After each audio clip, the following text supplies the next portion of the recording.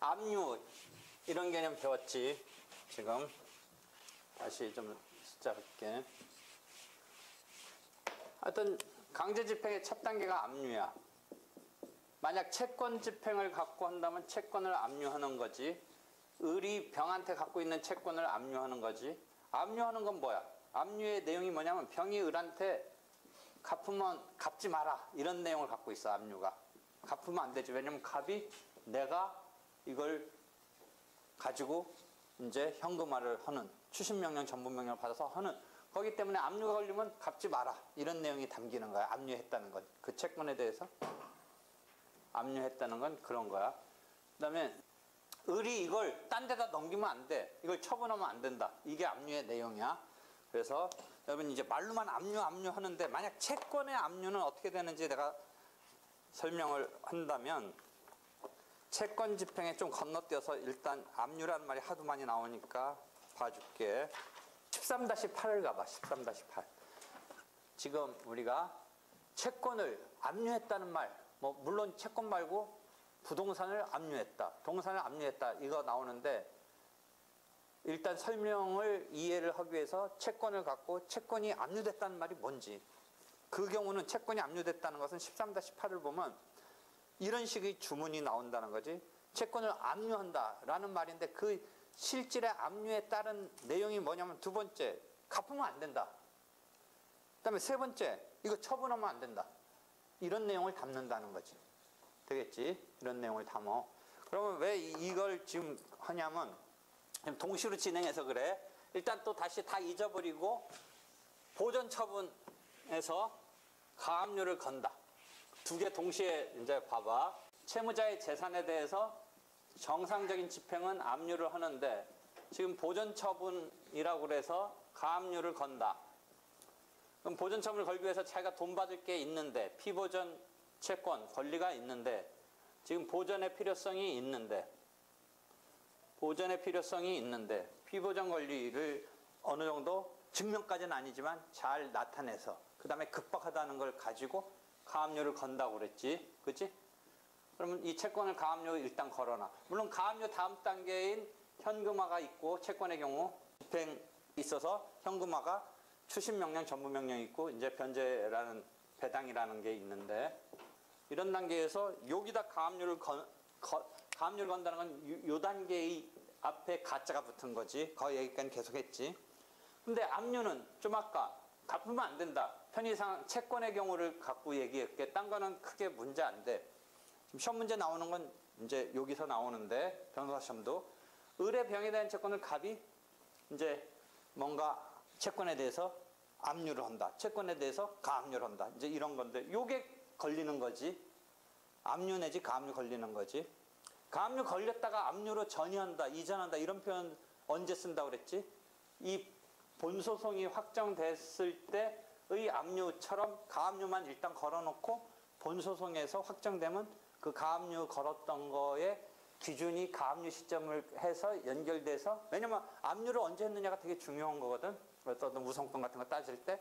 그랬을 때 가압류 건 때부터 시작해서 본소송 이겼을 때 압류를 전환할 때 어느 시점까지를 우선권을 주장할 수 있냐면 가압류 애초 걸었을 때부터 그 시점이 그렇게 오는 거지. 그러니까 가압류를 걸어서 압류로 이제 전이되는 과정도 있을 수 있는데 가압류 단계는 이 의미는 이제 완벽한 자기가 지금 피보전 권리에 대한 본안 판결이 있는 건 아니지만 뭔가 잘 나타내서 가압류 걸었는데 가압류는 갚지 마라라고 하는 정도의 내용만 있지 요걸 처분하지 마라, 처분하면 안 된다는 말까지는 없어.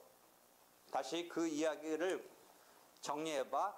압류는 압류한다라고 하고 그 압류한다는 내용이 뭐냐면 갚으면 안 된다. 그 다음에 채무자가 너 이거 딴데 처분하면 안 된다 라는 내용을 갖는다라고 13-8을 얘기했지. 13-8에서. 그런데 가압류의 경우는 가서 보자. 21-80을 가. 21-80. 너무 왔다 갔다 하는 것 같아서 헷갈리지만 헷갈릴 필요 없어. 지금 두 개를 동시에 대비시켜주는 게 훨씬 이해 빠르기 때문에 헷갈리는 듯 하면서도 내가 자꾸 두 개를 같이 얘기하는 거야. 오히려 여러분 이해에 편해. 그냥 따로따로 노는 내용이 아니라는 거야. 21-80 가서 보면 채권 가압류의 경우는 넷째 줄, 다섯째 줄 보면 본압류와 달리 채권 가압류에서는 지급을 금지하는 명령을 할 뿐이고 채권의 처분과 영수를 금지하는 명령을 하지 않는다. 차이 알겠지? 압류 앞에 가짜가 붙어서 일단 같은 급으로 계속 보는데, 그러니까 처분하면 안 되는데, 압류에서는 처분하면 안 되는데 이걸 처분하면 어떻게 되느냐? 이 처분하면 어떻게 되느냐? 그 처분했을 때 그 처분 행위를 무효로 할 듯한데 13-14를 가보면 상대적 효력만 있다라는 거야. 상대적 효력. 상대적 효력의 의미가 뭐냐면 그 처분을 하지 말라고 한 것에 어기고 처분을 했을 때 이게 누구 상대로 어떤 효력을 있느냐라고 할 때 일단은 상대적 효력이야. 누구와 누구 사이에서만 효력을 갖느냐면 쭉 봐봐. 13-14. 피압류 채권을 추심할 수 없으면 물론 채무자가, 이때 채무자는 을이 병한테 자기 채권이라고 받으면 안 돼. 추심하면 안 돼. 뭐 양도하거나 처분하면 안 돼. 이것을 압류 채권자에게 대항할 수 없어. 그런데 이러한 처분 금지어는 절대적인 것이 아니고 오직 해당 압류 채권자의 관계나 채무자의 처분행위 이전에 해당 집행 절차에 참가한 배당 요구 채권자의 관계에서만 대항하지 못한다. 무슨 얘기냐? 그 그림에서 을이 처분하면 안 된다는데 누구한테 처분했어? 정한테 처분했어. 이거 하지 말라고 했으니까 이게 뭔가 효력이 문제 있을 것 같은데 이 효력은 누구에 대해서만 압류를 건 갑에 대해서만 대항할 수 없다는 의미에 의반한 거야. 자기네끼리는 괜찮은 거지. 을이 어떤 제3자 정한테 그 채권을 양도한 거는 괜찮은 거예요. 그런데 가압류를 걸렸을 때는 뭐는 돼? 이거 자체가 뭐 상대적 무효냐 아니냐 이런 말이 없는 거야. 가압류 걸렸을 때 을이 정한테 처분한 거에 효력이 어떠냐 아니냐 말까지는 할 필요가 없어. 이건 괜찮은 거야. 뭐만 하면 안 돼? 병이 을한테 갚으면 안 돼. 병이 을한테. 이건 압류든 가압류든 병이 을한테 갚으면 안 된다는 말은 공통된 얘기고, 압류에서는 더더욱 한 발 더 나가서 처분도 못 한다는 얘기고, 가압류는 처분하는 것에 대해서는 상관없어. 그러면 일단 여러분이 민법에서 억수로 배우는, 이건 여러분이 당연히 배워. 나중에 시험에 억수로 나와. 을이 압류든 가압류든 갚으면 안 된다. 병이 갚으면 안 된다는데, 병이 을한테 갖고 있는 채권을 갖고 상계할 수 있느냐 없느냐. 어느 거 여러분이 이미 상계, 아직 채권법 배웠어? 상계? 거기서 어떤 문제가 나오냐면, 가압류 걸었을 때 21-87 와봐. 21-87. 21- 그 전에 84 처분금지요.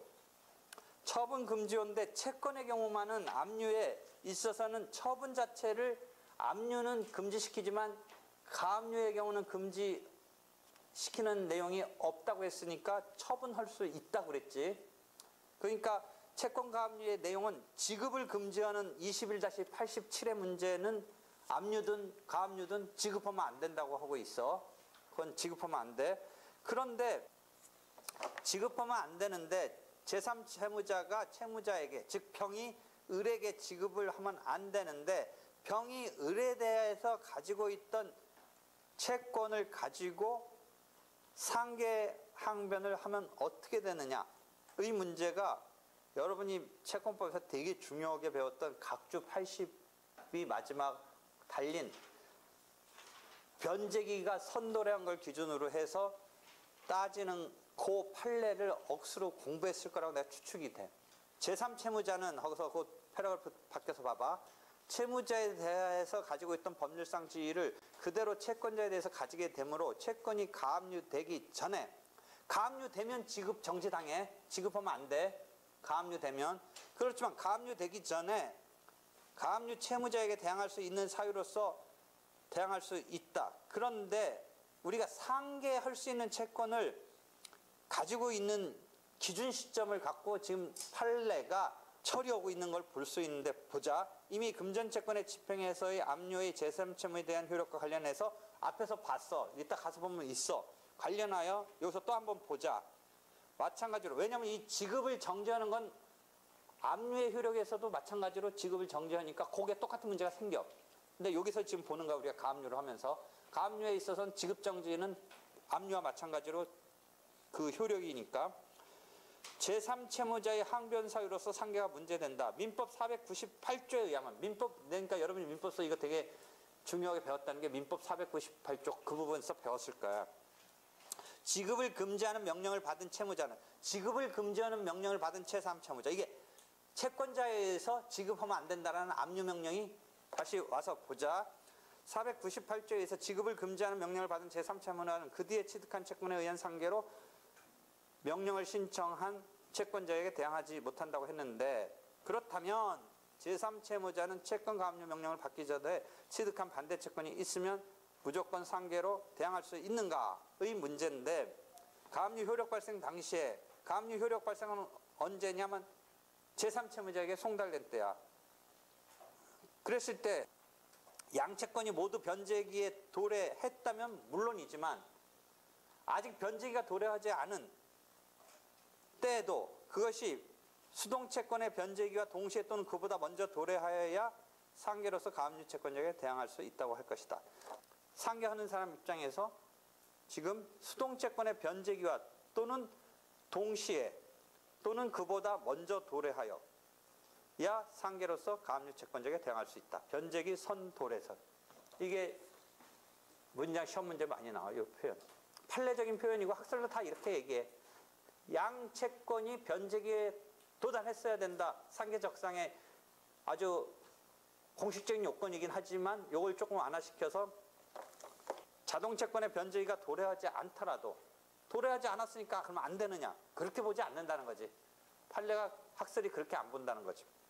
자기가 상계하고자 하는 채권이 도래하지 않았대도 그것이 피압류 채권의 변제기가 동시에 또는 그보다 앞선다면 괜찮다는 거지. 자기가 상계에 제공하려는 채권이 앞섰으면 괜찮다는 거지. 이해하겠어? 아마 여러분이 민법에서 억수로 배우고 이게 시험 문제 다시 가서 항상 압류부터 다시 이제 찬찬히 개요 설명했고 보자. 13-8 압류명령 법원이 하는 건데 실제는 사법보좌관이 압류명령을 바란다.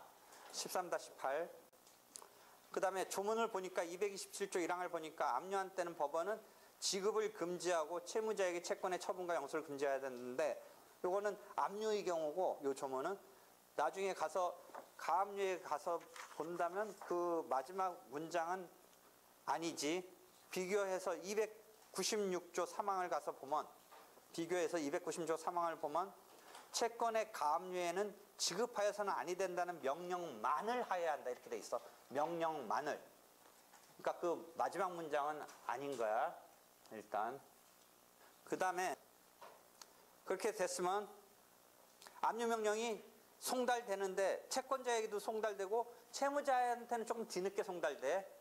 일단 제3채무자의 송달이 중요하고 그게 효력 발생 시점이다. 그래서 13-9에 제3채무자에게 송달이 된 때 생긴다. 227조 3항. 그게 되게 여러분이 사례에서 날짜 따질 때 요거가 딱 포인트의 기준 시점, 중요한 시점이 되는 거야. 그러니까 사례에서 보면 뭐 채무자한테는 언제 송달됐다 이렇게 막 주어지는데 채무자한테 송달된 거는 일단 무시해버리고 제3채무자가 송달된 거가 뭔가 이 우열관계 따질 때 중요한 기준 시점이 되는 거야. 실제 봐봐. 이렇게 해서 압류를 걸었는데 갑이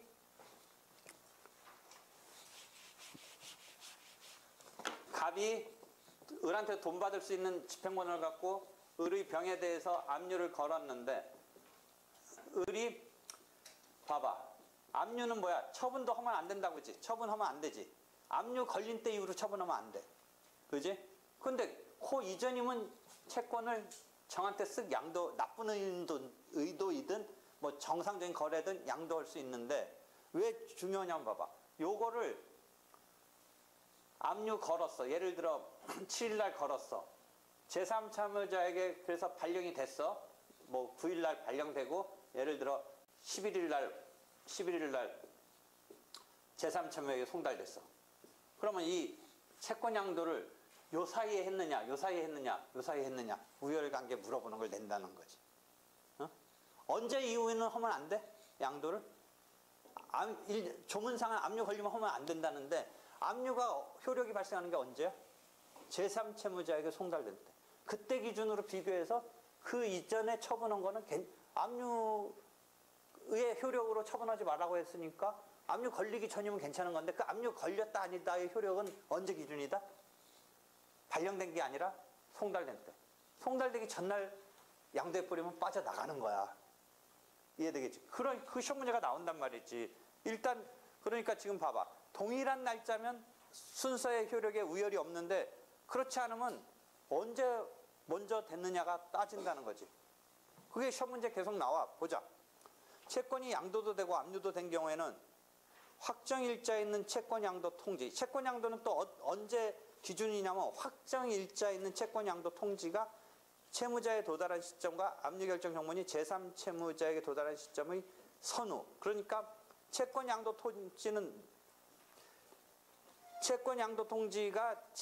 이때 채무자가 채권 양도를 본다면 어떤 거니? A, B, C로 보자. A가 B에 가지고 있는 채권을 C한테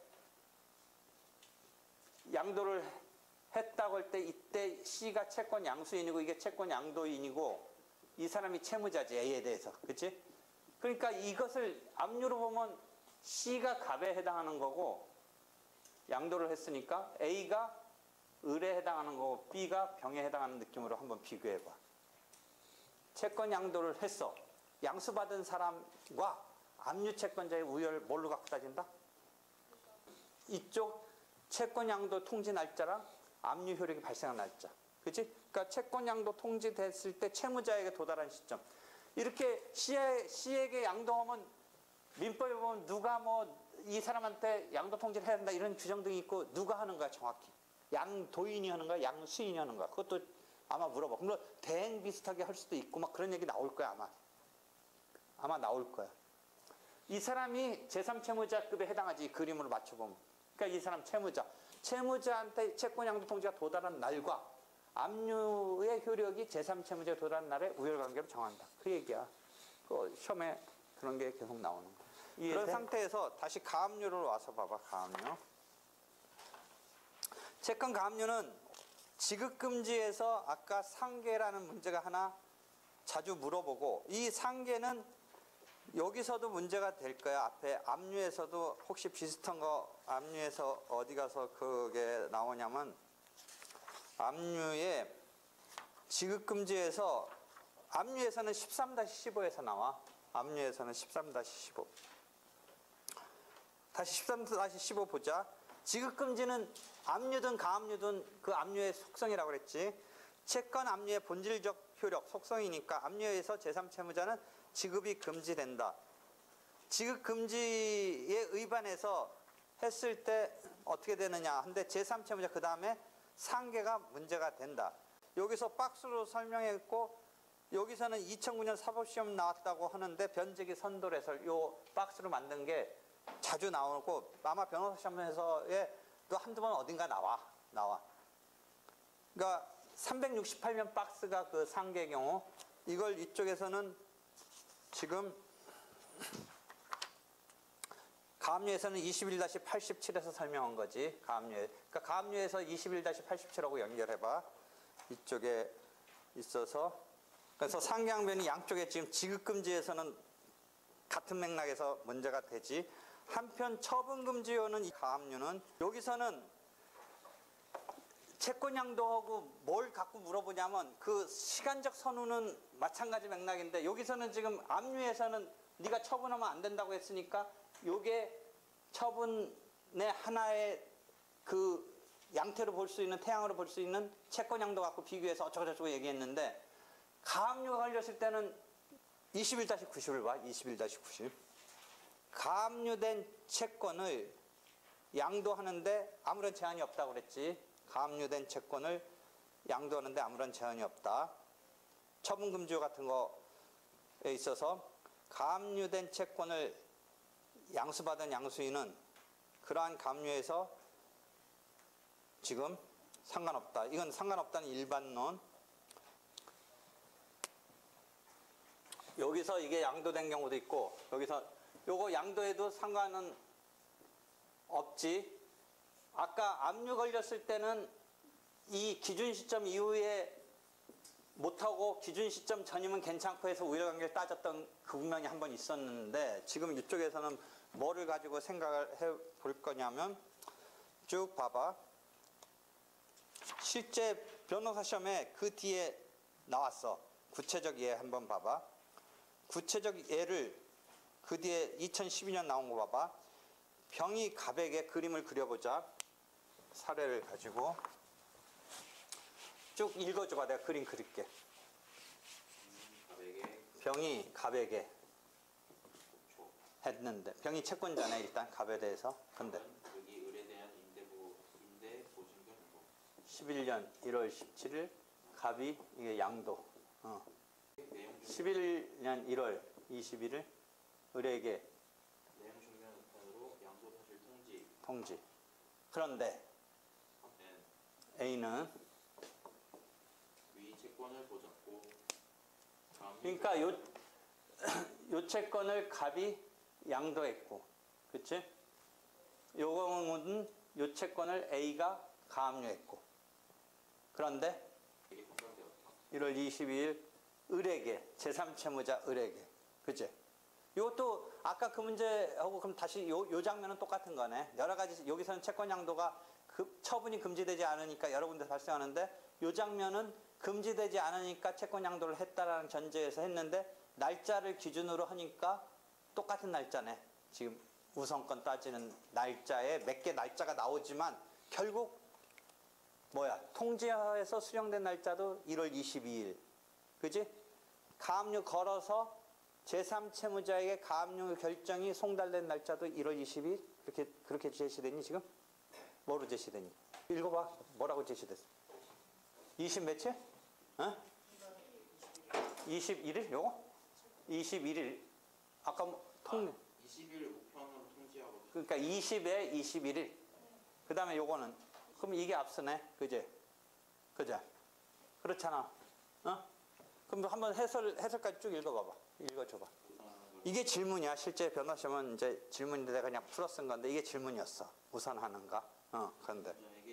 알았지? 요거랑, 그럼 아까 그거랑 같은 맥락이네, 요거는. 여기는, 그러니까, 21-90 두 번째 패러그래프 보자. 그 문제의 설명이야. 21-90의 두 번째 패러그래프 보면 채권이 양도도 되고 가압류된 경우에는 확정일자 있는 채권 양도 통지가 채무자에게 도달한 시점과 가압류 결정 정본이 제3채무자에게 도달한 시점의 선우에 의해서 서로 사이의 우열을 정한다. 이게 그 시험 문제하고 똑같은 맥락이네. 그지? 그래서 채권 양도의 통지는 21일 날 송달되고 가압류 결정은 20일 송달했다면 가압류는 채권 양도 양수에 뒤처진다. 그거지? 똑같은 문제네. 동시에 도달했을 때는 어떻다 하는데 그 동시에 도달했을 때는 일단 둘 다 똑같이 효력이 돼서 누구한테 이제 갚아야 되느냐 문제가 있어. 제3채무자. 그래서 그 얘기까지 있지.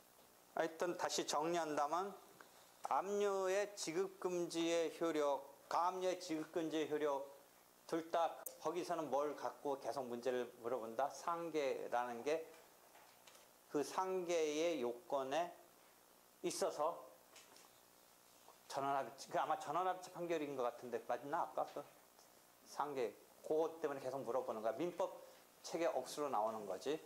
그런 게 시험에 계속 나오는 거야. 되겠지? 지금은 여러분한테 아직 추심명령, 전부명령은 조금만 얘기해줬고 그 전 단계인 압류 갖고 그다음에 보전처분 가지고 가압류 갖고 이런저런 얘기를 해주는 거야. 다시 한번 내가 왔다 갔다 하는 게 원래 주특기이긴 한데 이거는 이렇게 하는 게 내 나름대로 소송법도 항상 내가 왔다 갔다 하지만 그냥 평면적으로 읽지 말고 조금 지금 왔다 갔다 해서 곤혹스럽지만 양자를 비교해서 이해를 해두는 게 이게 기억에 더 남거나 다음에 볼 때도 이렇게 확인하기가 쉬워. 알았지? 그래서 그렇게 됐고 다시 그런 정도까지만 조금 또 보전 처분의 가압류 얘기에 가압류가 뭔가, 가압류의 효력, 채권만 놓고 얘기한 거야 지금. 그렇게 했고 주로 압류 가압류는 채권 집행에서 나와. 그 다음에 배당은 부동산 이제 경매하는 뭐 2단계에서 많이 나오고 그래. 왜냐하면 부동산 같은 데는 이제 저당권 막 이런 게 등장해서 우여관계를 따져야 되는 거니까. 왜냐하면 채권에서의 그거는 추심명령 전부명령으로 그냥 일단 이게 현금화되는 게 경매가 아니니까 그 차이에서 이제 물어보는 포인트가 달라. 일단 그러니까 채권 압류, 채권 가압류의 그 정도 내용 이해하고